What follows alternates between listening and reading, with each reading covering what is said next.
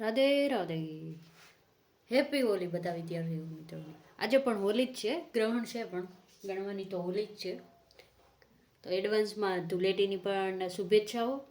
Happy Dhuleti. અને આપણે કાલેના લેક્ચરમાં કીધું હતું કે તમારા માટે પ્રેક્ટિસ માટે પ્રશ્ન લાવીશું. તો આ પ્રશ્ન છે, હવે આપણે એને સોલ્વ કરીએ. કાલે આપણે શીખાતા વિભાજ્યતાની ચાવીઓ.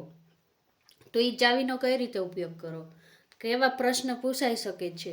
તો અત્યારે અહીંયા મેં આપેલા છે 2 પ્રશ્ન, તો આપણે એને સોલ્વ કરીએ. હવે કાલે આપણે ચાવીમાં જોઈ ગયા હતા, તો શરૂઆત ક્યાંથી કરવાની? તો આપણે 2ની ચાવી, 4ની ચાવી, 6ની ચાવી, 5ની, 10ની, 11ની, 9ની, 8ની બધી જોઈ હતી. એમાંથી જોવાનું પહેલાં ક્યાંથી શરૂઆત કરવાનું? 2થી. તો 2ની ચાવી શું કહેતી હતી? 2ની ચાવી એ કહેતી હતી કે જેનો એકમનો અંક 0, 2, 4, 6, 8 હોય તેને 2 વડે નિશેષ ભાગી શકાય. તો અહીંયા કેટલા છે? 4 છે, એટલે એને 2 વડે ભાગી શકાશે. તો આમાં ક્યાંય 2 દેખાય છે ઓપ્શનમાં? હા, અહીંયા રહ્યા. હવે 2ની બાજુમાં તો ઘણી બધી સંખ્યા આપી છે, તો આપણે એનું પણ ચેક કરી લેવી. તો 4ની ચાવી હું કહેતી હતી? જેના છેલ્લા 2 અંક 4 વડે ભાગી શકાતા હોય તેને શું? આખી સંખ્યાને 4 વડે નિશેષ ભાગી શકાય. છેલ્લા 2 અંકને ભાગી શકાય તો આખી સંખ્યા નહીં ભાગી શકાતી હોય. તો અહીંયા આપણે 4 એકુથી હકાવી તો 11 ચોક 44, તો 4 વડે પણ હાલે છે. તો પછી હવે એમ થાય કે અહીંયા તો 3 આપેલા છે, તો 3 છે, તો 3ની ચાવી શું કહેતી હતી? કે બધા અંકોના સરવાળાને 3 વડે ભાગી શકાય, તો તે આખી સંખ્યાને 3 વડે નિશેષ ભાગી શકાય. તો હવે એનો સરવાળો કરીએ આપણે. 5, 6, 7, 8, 9, 10, 11, 12, 13, 14, 15, 16, 17, 18. તો 18 3 ઘડિયામાં આવે? હા, 6 તેરી 18 થઈ ગયું. હવે તો 11 પણ આપેલા છે ને, તો 11માં શું કરતા હતા આપણે? એકી સ્થાને રહેલા અંકોનો સરવાળો અને બેકી સ્થાને રહેલા અંકોનો સરવાળો હતી ને 11ની ચાવી એવી. તો અહીંયા કેટલા થશે? 5 ને 4 લખ, 5 ને 4 9, અને અહીંયા શું છે? 2 + 3 + 4 બરાબર કેટલા થાય? 9. તો અહીંયા શું થાય? 9માંથી 9 જાય તો શું વધે? 0. તો આપણે 11ની ચાવી શું જોઈ હતી? એકી સ્થાન રહેલા અંકોનો સરવાળો અને બેકી સ્થાને રહેલા અંકોનો સરવાળો, જેનો તફાવત 0 અથવા 11 અથવા 11ના ઘડિયામાં આવતા હોય તો એને 11 વડે નિશેષ ભાગી શકાય. તો આપણો ઓપ્શન થશે એ સાચો જવાબ. હવે આ રીતે તમે આ બધા ઓપ્શનને ચેક કરો તો 10ની ચાવી શું કહેતી હતી? જેનો એકમનો અંક 0 હોય. અહીંયા 0 છે નથી, તો આવે નહીં. પછી 5ની ચાવી શું કહેતી હતી? જેનો એકમનો અંક 5 અને 0 હોય. તો અહીંયા 5 અને 0 છે નહીં. 8ની ચાવી શું કહેતી હતી?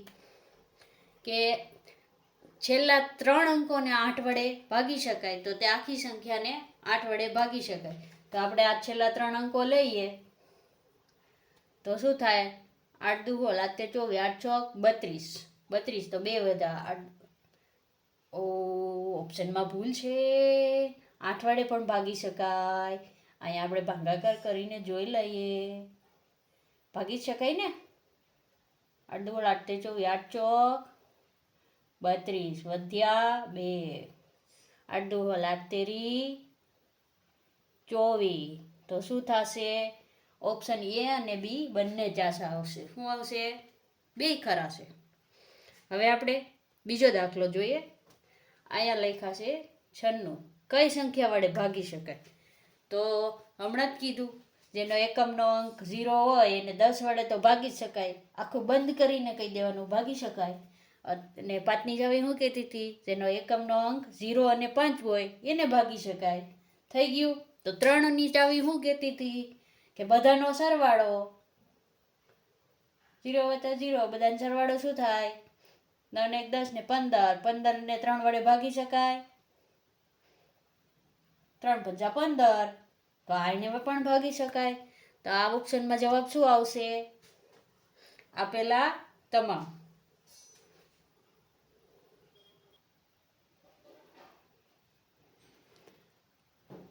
હવે અહીંયા એક રકમ આપી છે, તેને 9 વડે નિશેષ ભાગી શકાય છે. તો એની જે આ સંખ્યા નથી આપી ને સંખ્યા, એ આપણે હવે ગોતવાની છે. આ નવો કોન્સેપ્ટ આવી ગયો છે, પણ ચાવીનો જ ઉપયોગ કરવાનો છે. અહીં શું આપ્યું છે કે આપેલી સંખ્યાને 9 વડે નિશેષ ભાગી શકાય તો આનું મૂલ્ય, એટલે ખાલી જગ્યાએ જે ફૂદડી આપેલી છે એનું મૂલ્ય શું થાય.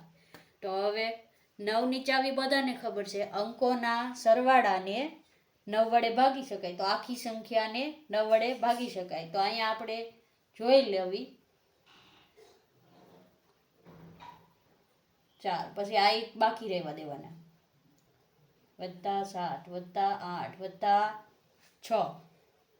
હવે તમે સરવાળો કરો તો હાલે, અને 9 કરીને આપણે ઓલી જે જૂની સિસ્ટમ શીખવાડી હતી એ રીતે. તો 9 ઉડી ગયા, 5 ને 4 9 ઉડી ગયા, 7 અને 14 ને 15, 15 ને 6 20 ને 1 21, 21 ભાગ્યા 9 કરો તો કેટલા આવે? 9 દુ 18, 9 તેરી નો આવે, હા 9 દુ 18, કેટલા થાય? 18 થયા. આપણે બનાવવાના છે કેટલા? 21 બનાવવાના છે. કેટલા ઘટ્યા ને? ઘટ્યા તો શું કરવું પડશે? ઉમેરવા પડશે. તો કેટલા ઉમેરવા પડશે? અથવા આ રીતનું કરો તોય થાય કે 21 અને 18, 21માંથી 18 બાદ કરો તો કેટલા થાય? 3. તો આપણે કેટલા ઉમેરવા પડે 21 બનાવવા માટે? 3. ટૂંકમાં આપણે 21 બનાવવાના છે. કેટલા?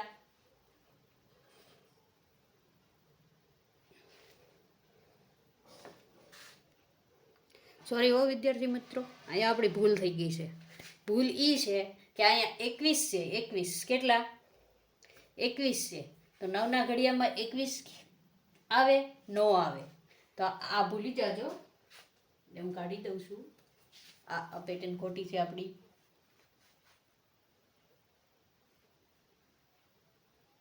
આપણી પાસે બોર્ડ એવું સરસ નથી, એટલા માટે એટલું રહેશે. હાલો, મારી મિસ્ટેક થઈ ગઈ, સોરી. હવે સામાન્ય રીતે આપણે ઉડાડી દેવાના 9 9 કરીને. 9 ગયા, 5 ને 4 9 ગયા, આ કેટલા થતા હતા? 6 દુ 12 ને 13, 13 ને 8 21 થયા. હવે જોવાનો, આ 21 થયા તો 9 એકુન ઘડિયો બોલવાનો, તો 9 તેરી કેટલા થાય? 27. રેડી? 27 થાય. અહીંયા કેટલા થાય છે? 21, કારણ 9 દુ કેટલા થાય? 18. આગળ જો 9 થી ભાગવા હોય, 9નું ઘડિયો બોલવી, તો 27 લાવવા પડે. કેટલા લાવવા પડે? 27. તો 27માંથી 21 કાઢીએ તો વાંહે કેટલા વધે? 6. તો અહીંયા કેટલા ઉમેરવા પડે? 6. તો આપણો જવાબ આ ખોટો છે અને આ સાચો છે. મારી મિસ્ટેક થઈ ગઈ હતી. હવે આપણે બીજો દાખલો જોઈએ કે સંખ્યા આપેલી છે, આ સંખ્યા એને 4 વડે નિશેષ ભાગી શકાય છે. તો આ x નું મૂલ્ય શું થાય? હવે 4 કીધો એટલે 4ને જ આવી બધાને આવડતી હોય કે છેલ્લા 2 અંકોને 4 વડે ભાગી શકાય. તો આખી સંખ્યાને 4 વડે નિશેષ ભાગી શકાય. તો હવે તમને 4 એકનો ઘડિયો આવડવો ખૂબ મહત્વનો છે. હવે આ વિચાર કરો, અહીંયા 0 મૂકીએ તો થાય? નો થાય. થાય કે નો થાય?